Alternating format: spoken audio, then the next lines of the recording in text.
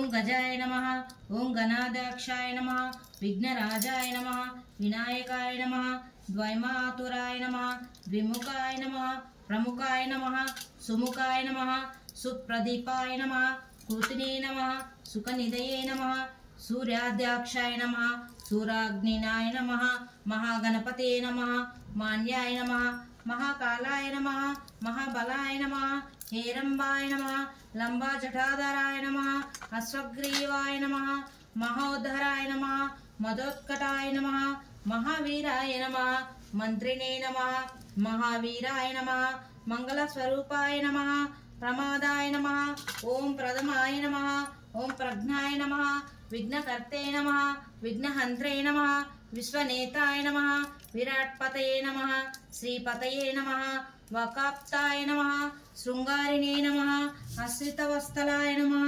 శివప్రియాయ నమః, శీఘ్రకారిణే నమః, శాశ్వతాయ నమః, భవాయ నమః, బలోదిత్తాయ నమః, భవాత్మజాయ నమః, పురాణపురుషాయ నమః, పుష్టే నమః, ప్రభవే నమః, పుష్కరోత్తక్షిప్తాయ నమః, అగ్రగణ్యాయ నమః, అగ్రపూజ్యాయ నమః, అగ్రగామినే నమః, మంత్రికృతే నమః, చామేక్రపవాయ నమః, సర్వాయ నమః, సర్వోపాస్యాయ నమః, ఓం సర్వకర్తయ నమః, సర్వనేత్రాయ నమః, సర్వసిద్ధిప్రదాయ నమః, సర్వసిద్ధ్యై నమః, పంచహస్తాయ నమః, పార్వతీనందనాయ నమః, ప్రభవే నమః, కుమారగురవే నమః, అక్షోభావే నమః, కుంజరాసురాయ నమః, భంజాయ నమః, ప్రమోదాయ నమః, మోదకప్రియాయ నమః, కాంతిమతే నమః, ధృతిమతే నమః, కామినే నమః, కపితఫలప్రియాయ నమః, బ్రహ్మచారిణే నమః, బ్రహ్మరూపిణే నమః,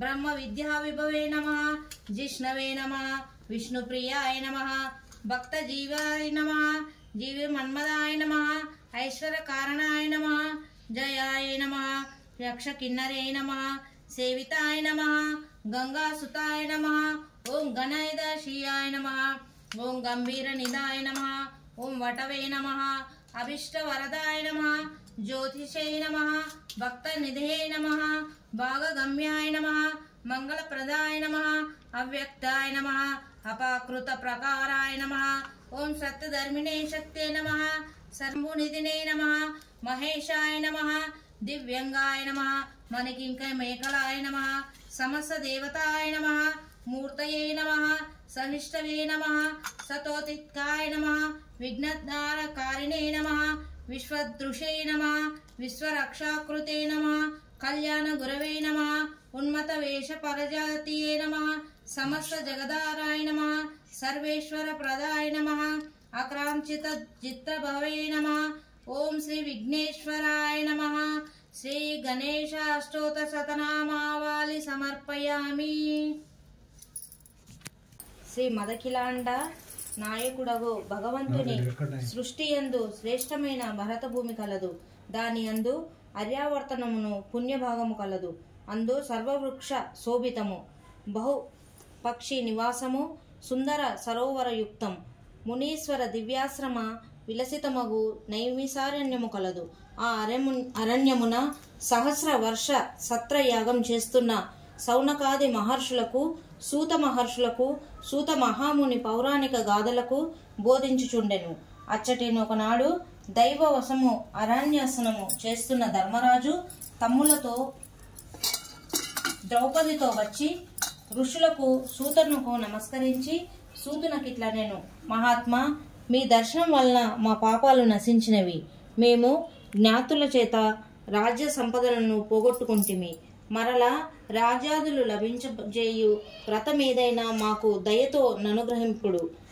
ఆ ప్రార్థన మన్నించి సూతుడిట్లు చెప్పెను, ధర్మరాజా, సమస్త పాపాలను పోగొట్టి పుత్రపౌత్ర సంపదాభివృద్ధి కలిగించు రహస్యమైన వ్రతమొకటి కలదు.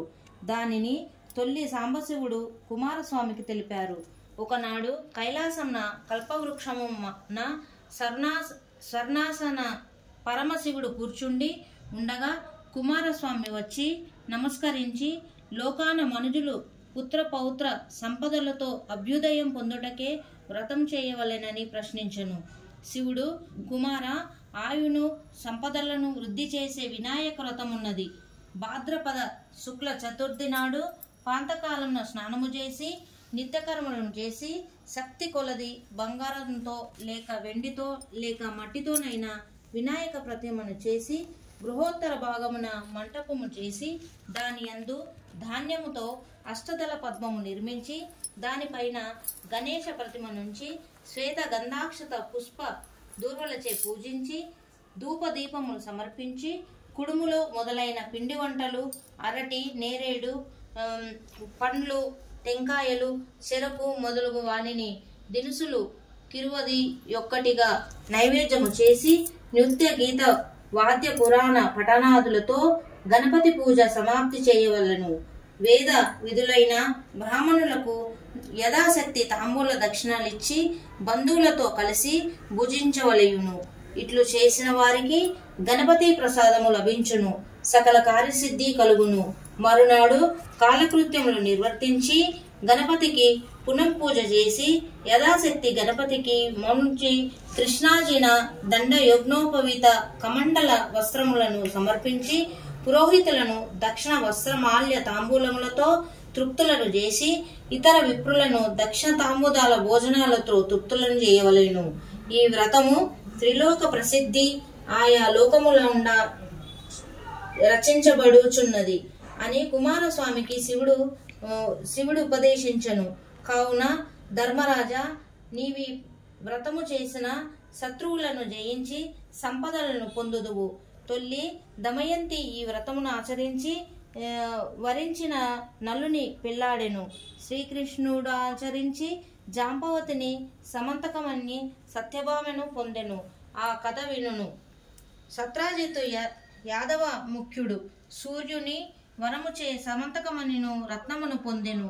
అతడు దానిని ధరించి శ్రీకృష్ణ దర్శనమునకు రాగా శ్రీకృష్ణుడు దానిని కోరెను. సత్రాజిత్తు దాన్ని నీయలేదు.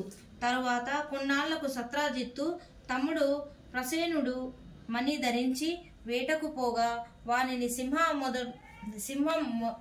ఒకటి చంపి మణిని తీసుకొన్నది. ఆ సింహమును జాంబవతి తన కుమారయోగు జాంబవతికిచ్చెను. ఈ వివరములు తెలియని లోకములను సత్రాజిత్తు శ్రీకృష్ణుడు ప్రసేనుని చంపి మణి సంహరించెనని చెప్పుకొనిది. శ్రీకృష్ణానిక ఎంపనింద వచ్చుటకు కారణమేమనగా వినాయకుని వలన శపించబడిన చవితి చంద్రుని చూచుట.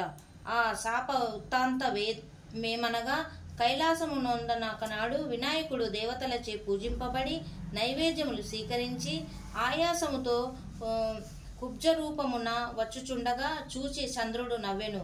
వినాయకుడు కోపించి నన్ను చూచి నవ్విన చంద్రుని చూచిన వాదలకు లోనగుదరని శపించగా చంద్రుడు దీనుడై శాప విముక్తికై ప్రార్థించెను.